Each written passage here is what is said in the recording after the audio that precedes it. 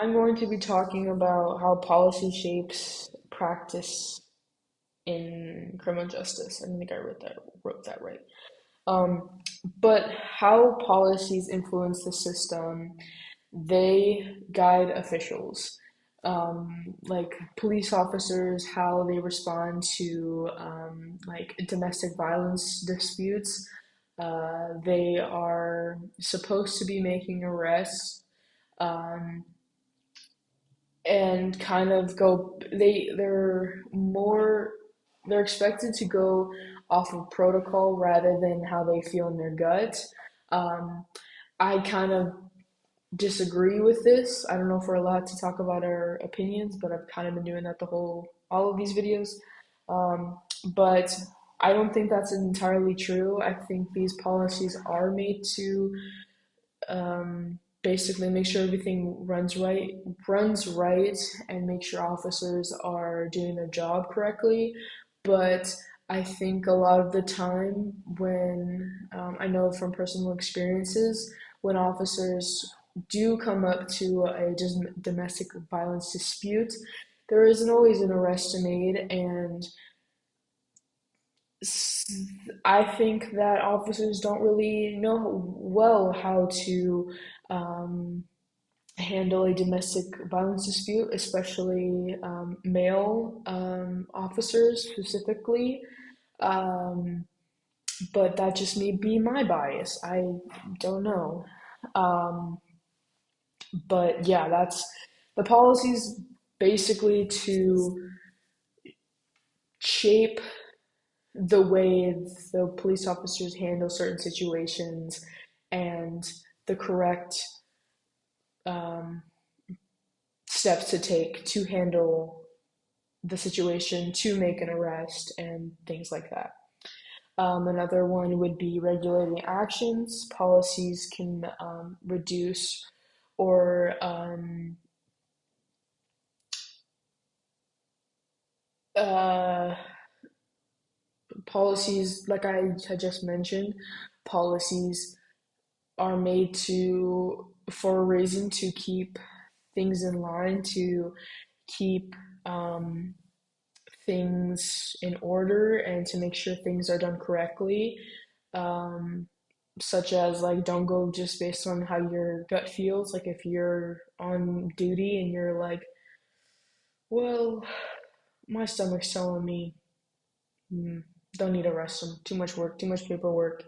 And I know that it probably is some of the cases sometimes, especially with police officers, if they're, have a lot of crime to take care of. And if to them it doesn't seem as high level, um, because it seems like those little things that police officers miss or the times that they let people get away is when things happen that should have been prevented, um, such as the Gabby Petito case, just saying.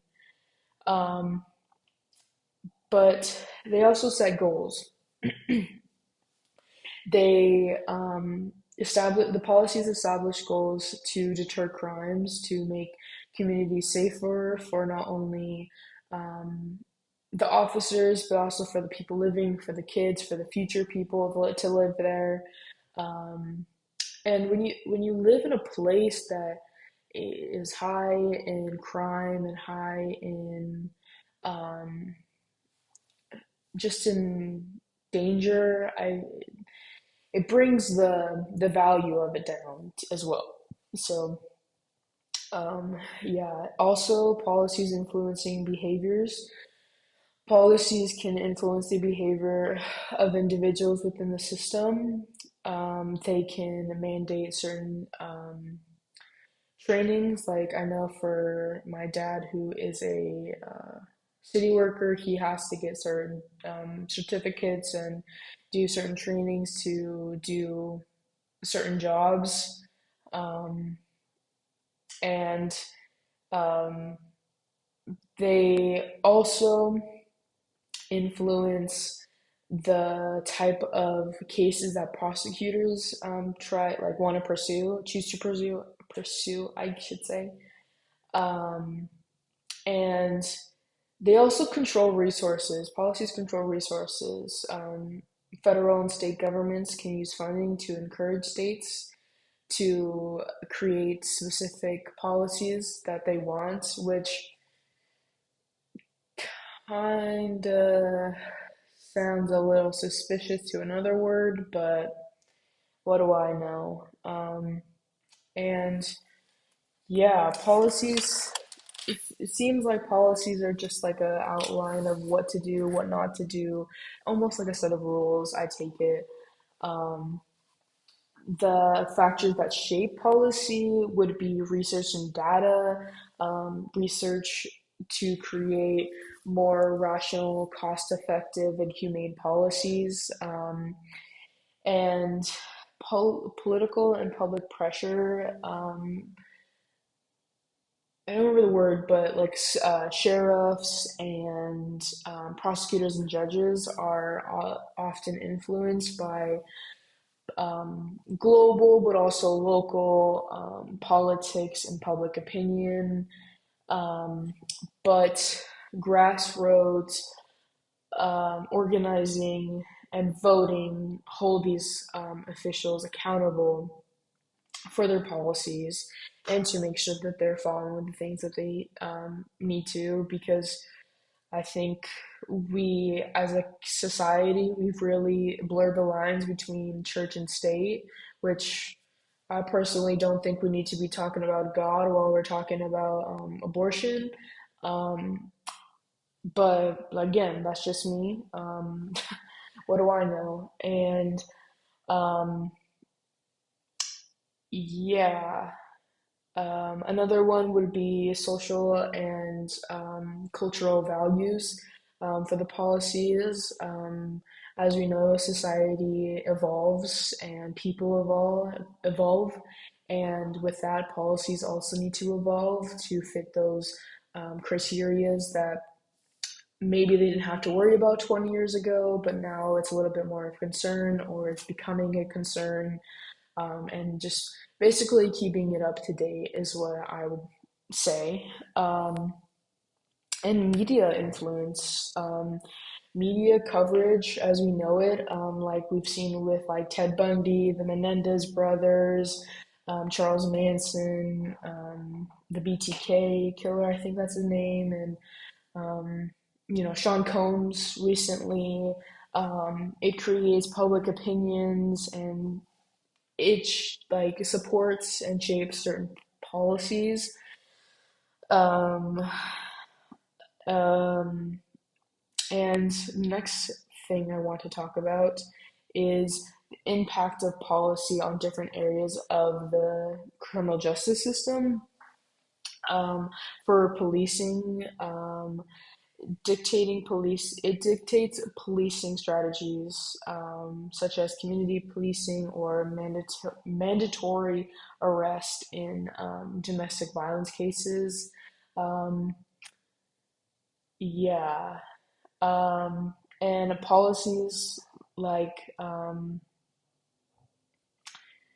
they set guidelines and a framework for judges to determine punishment. And the way I took it was how um, I took it in the way of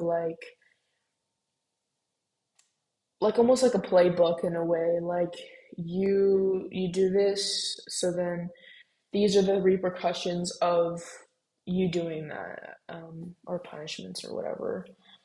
For corrections, policies influence prison management, um, and availability. I'm so sorry, I cannot talk. And availability of programs, or rehabilitation and early release, um, which is cool. Community-based services, um, policies, decisions about funding can shift resources from I'm so sorry, of traditional policing to social determinants of health, such as mental health, illness, and housing. And a note was can help the root cause of crime, which I thought was interesting, which we didn't, at least I don't really recall us talking about that, was how homeless people will become criminals because they have nowhere else to sleep or nowhere else to go. And jail isn't the greatest place, but it's a place to sleep. And it's a bed to sleep on at night. So they'll kind of do maybe little crimes to at least spend a night or something like that in prison or jail.